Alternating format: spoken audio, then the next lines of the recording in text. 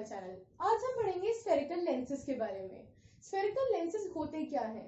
For example मेरे पास कोई एक ट्रांसपेरेंट ग्लास का सरफेस है जो ऐसे स्फेरिकल है, तो जब भी कोई लेंस होगा वो हमेशा ऐसे दो स्फेरिकल सरफेसेस से मिलके बना होगा।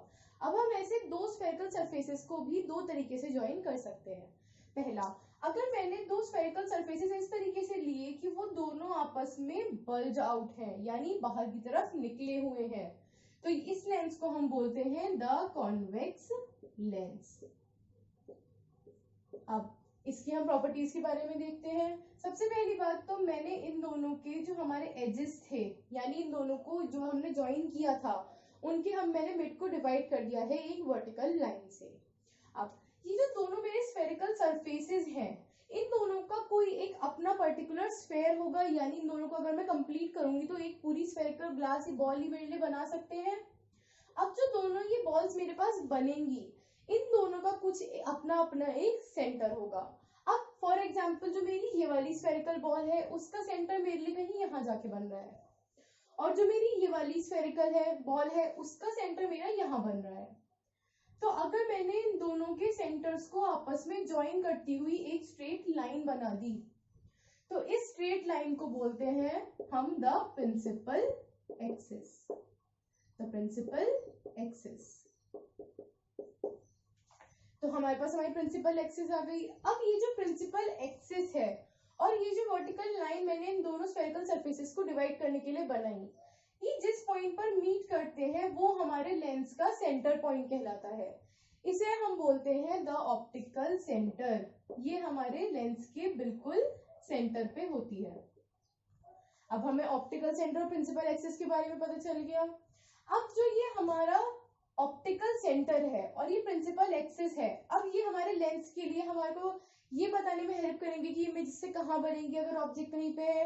अब फॉर एग्जांपल मेरे इस लेंस के ऊपर कोई एक इंसिडेंट रे आ रही है जो इस प्रिंसिपल एक्सिस के पैरेलल है, तो वो इससे रिफ्रेक्ट होकर के जिस पॉइंट से प्रिंसिपल एक्सिस के टकराएगी, उस पॉइंट को हम बोलते हैं द फोकस।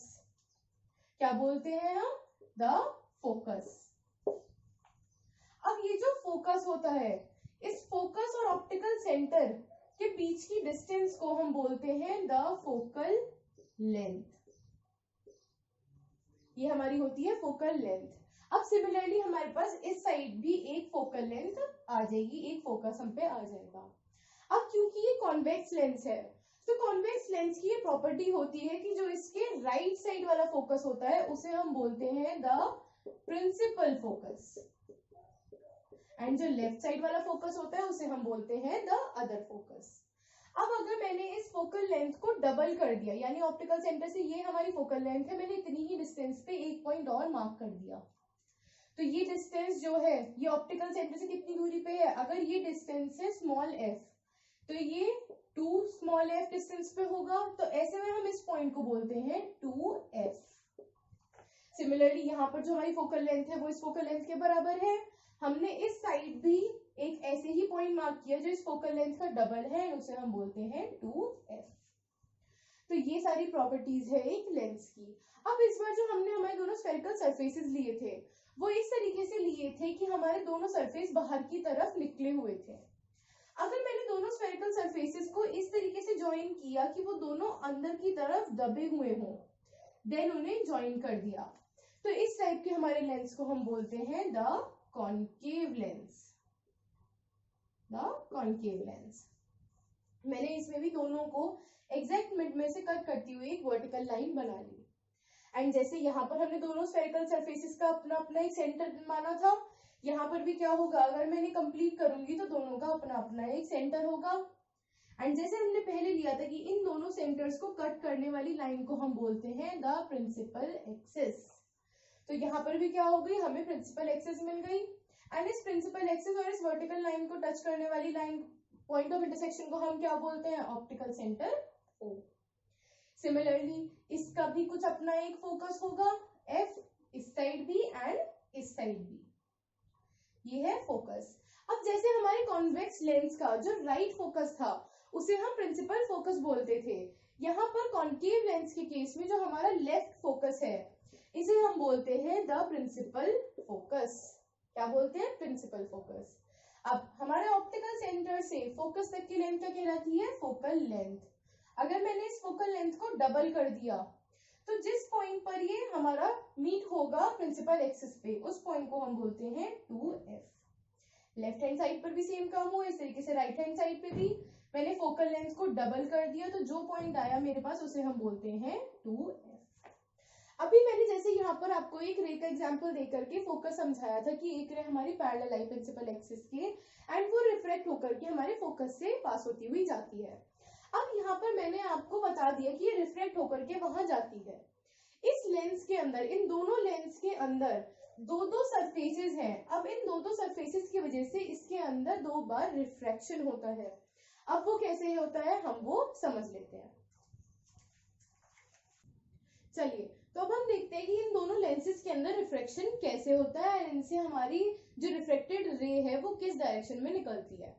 पहले हम बात करते हैं कॉन्केव लेंस के बारे में। कॉन्केव लेंस में फॉर एग्जांपल मैंने एक रे अज्यूम करी जो हमारी इस तरीके से पैरेलल आ रही है प्रिंसिपल एक्सिस के। अब ऐसे में क्या हुआ, जब वो हमारी इस पहले स्फेरिकल सरफेस से टकराई तो वो इसके अंदर जाएगी, रिफ्रैक्ट होगी, वो क्रॉस करेगी इस सरफेस को। अब ऐसे में क्या होगा, बाहर जहां पर ये लाइट पहले से प्रेजेंट थी वहां पर हमारा जो मीडियम था वो एयर था, बट जब वो इसके अंदर एंटर करी तो ये हमारा कैसा है, ग्लास है। तो यानी मीडियम चेंज हो रहा है। और वो कैसे हो रहा है, एक रेयर मीडियम से डेंसर मीडियम में हो रहा है। तो हमने जो रूल पढ़ा है, अगर आपने इनकेस नहीं पढ़ा है तो मैंने आपको लिंक नीचे प्रोवाइड करी है, आप उसे देख सकते हैं। चलिए तो यहाँ पर जब रे हमारी रेयर से डेंसर में जा रही है तो हमने रूल पढ़ा है कि वो टूवर्ड्स नॉर्मल डेविएट हो जाएगी।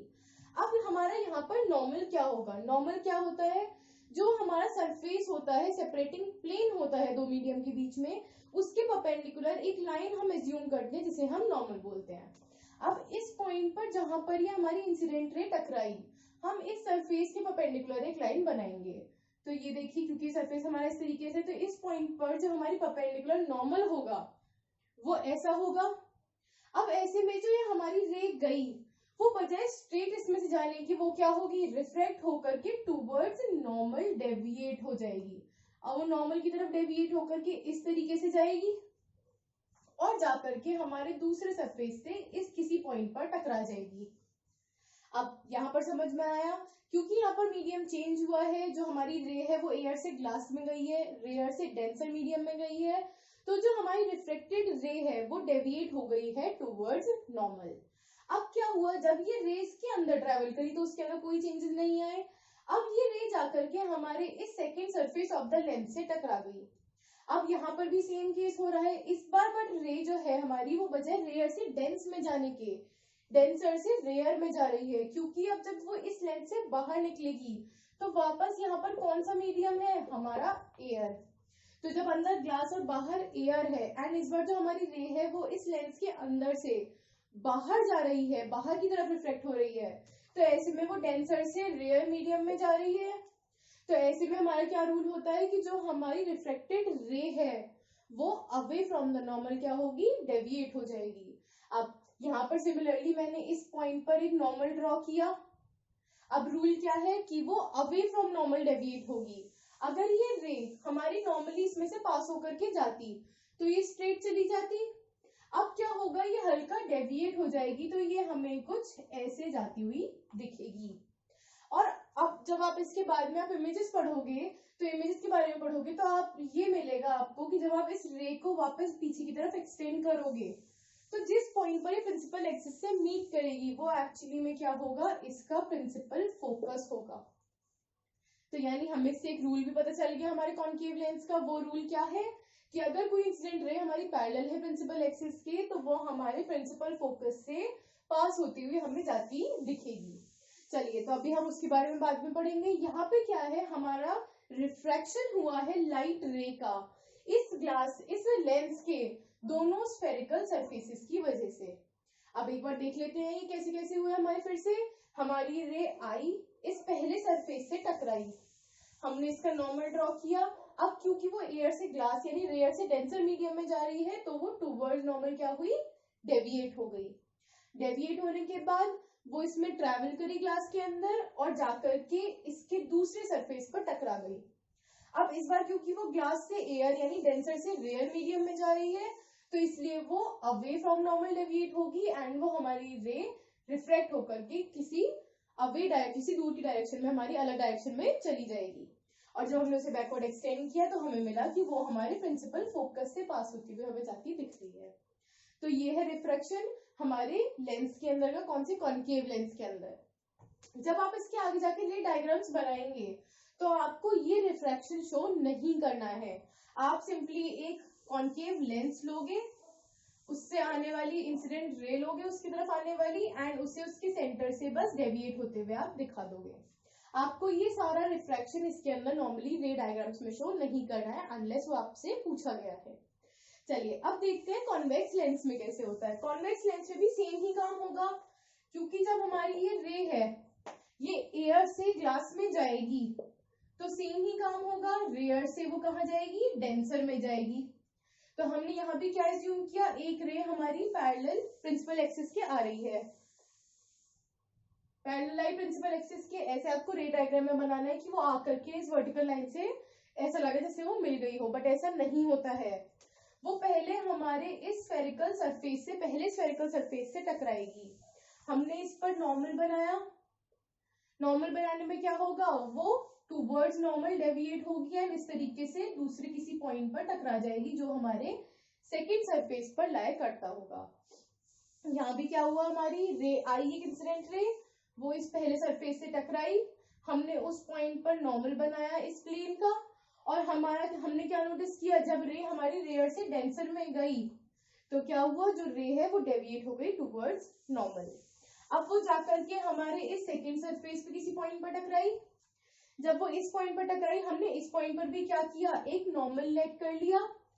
जब वो नॉर्मल हमने लेट किया तो हमने क्या नोटिस किया, अब इस बार वो हमारी डेंसर से रेयर मीडियम में जा रही है यानी एयर में जा रही है। तो ऐसे में क्या होगा, वो अवे फ्रॉम नॉर्मल डेविएट होगी तो वो हमारी इस तरीके से निकल जाएगी। अब आप जब इसे आगे उसमें पढ़ोगे तो आपको ये मिलेगा कि जिस पॉइंट पर टकराएगी वो एक्चुअली में क्या होगा, इसका प्रिंसिपल फोकस होगा। तो हम एक बार देख लेते हैं यहाँ भी क्या हुआ, हमने दोनों सरफेसेस पे नॉर्मल बना दिए उन पॉइंट्स पर जिन पॉइंट पर ये लाइट टकरा रही है, एंड उसके बाद हमने लॉज लगा दिए रिफ्रैक्शन के, from rare to denser and from denser to rarer medium. तो हमें यहाँ पर दोनों से रिफ्रैक्शन मिल गया, दोनों लेंसेज के अंदर की तरफ। कैसे होता है रिफ्रैक्शन वो हमें पता चल गया है। अगर आपको कोई भी कंफ्यूजन है तो आप मेरे से पूछ सकते हैं कमेंट सेक्शन में, एंड मेरी वीडियो को like share subscribe and comment करना ना भूले। Thank you.